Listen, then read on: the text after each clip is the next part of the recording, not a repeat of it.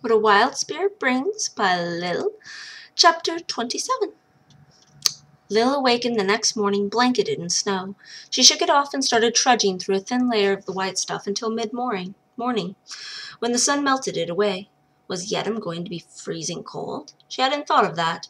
It was summer. It shouldn't be snowing yet, should it? She went onward, cresting a mountain in the afternoon. She remembered Trixian's interest in taking in views, and stopped there, staring at the wall of mountains, the clouds hugging their tips, and the valley of craggy trees below her. In the distance she could see the great southern river of River Mountains, Sel. The northern river of the loop was Nell. She should reach the river late tomorrow. She started down the slope, humming. She was actually excited. That night, when she entered the wilder, she didn't fly far before she saw a person standing on top of a mountain. She flew nearer, curious, and found a man. He had red hair. He saw her, and suddenly there was a huge mallet coming out of his arm. He swung it up and knocked her down into the side of the mountain.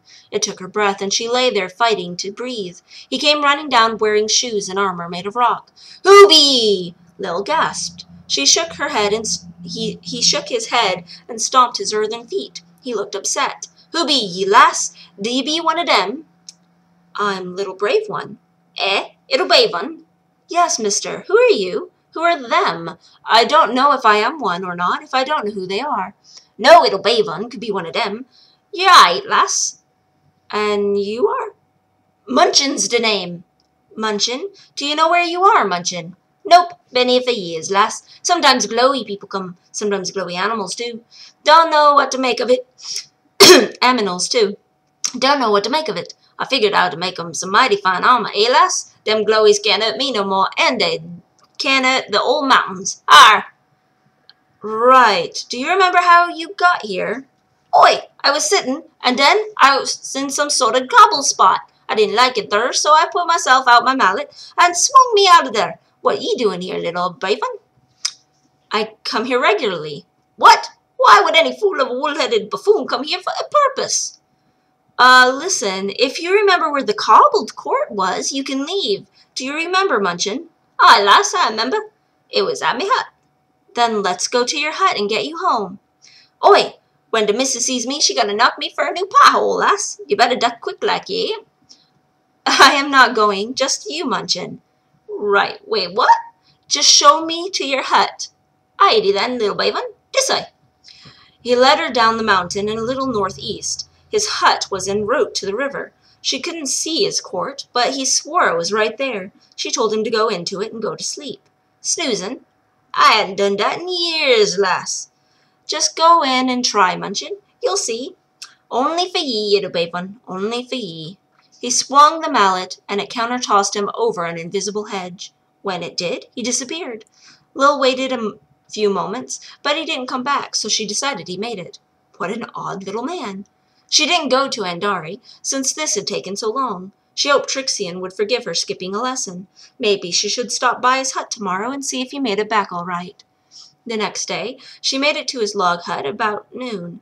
She was in a hurry to see her brother, but she felt somewhat curious and couldn't resist stopping in.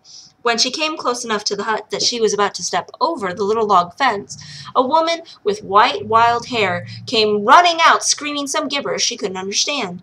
"Wait, please, what's wrong?" "Ye, lass, run for your life!" "Why?" "He's mad, he is. Me husband's been a-snoozing for some 36 odd years, and he comes walking this morning. He mad, he goes yelling about me hair and me age, and that I ain't his wife no more. And then he starts a-swinging his arm like he would a hammer, calling me a glowy.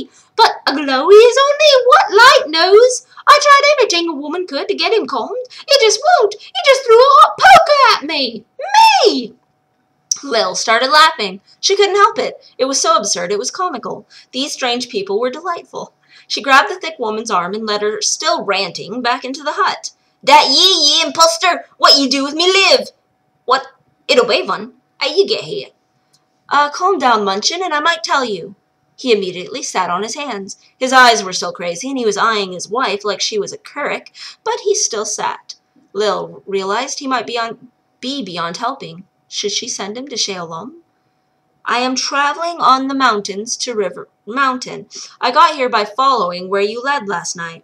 But, it'll be one. What did you do to me? My mallet's gone. Me armor's gone. I'm all squishy now." Calm down. He did, some. You aren't in the wilder anymore. You're back in the real world. 2 different places. This isn't a glowy. This really is your wife. You have been gone for more than 36 years. What? Liv wouldn't have waited for me that long. I did, ye old ruffian, just to spite ye. He laughed, a deep, hearty laugh. That sounds more like me Liv. Like, did he always have to shout? He actually was eyeing his wife with interest now, and she was shaking her head. Don't even think about it, Munch. You leave me for years, and then you think you can come awaking and throwing tantrums and forgetting me and expect me to bed ye. Oh, Liv, you know I'll be a rough bastard when you said your vows. I'm touched you kept to 'em. You fine to me, whitey or no. The old woman blushed. She fluttered her lashes at him, and he grinned an almost toothless grin. Lil realized they were going to get along just fine. She laughed, and they both laughed with her. That only made her laugh harder. I think I will leave you two now, but before I go, know that eventually you're going to go mad, Munchin. You'll have to leave when that happens so you don't hurt anyone. Pish! When he not been mad, Liv said, laughing more. The man laughed with her and nodded agreement. I owe ye, little brave one, for all this. How can I repay ye? Well, I guess the best way for me would be to know how you made that mallet. I didn't know anyone who could make whatever they wanted in the wilder. Oi, that easy. Just want it. Just see it. Just look and it's there. Really, that easy? Aye, lass, just see it. Really see it. I will try it. Thank you, Munchin. Thank ye, little brave one. Aye, thank ye, lass. She started to bid them farewell, but they already were interested in each other again. She shut the door with them kissing and pulling off clothes. She shuddered, a flash of demean taking over for a moment. But they were happy. It wasn't rape. She hugged herself and continued toward the river. Not everyone was forced into marriage or even regretted being married. Some people were in love, even after decades. Some were still in love even after decades apart. Just because she didn't know what that felt like didn't mean she should judge everyone else. That woman loved that man. Not all men were pigs. The air was crisp, and her light linen garb was a little shelter from the chill. It seemed the further into the mountains she traveled, the colder it was getting.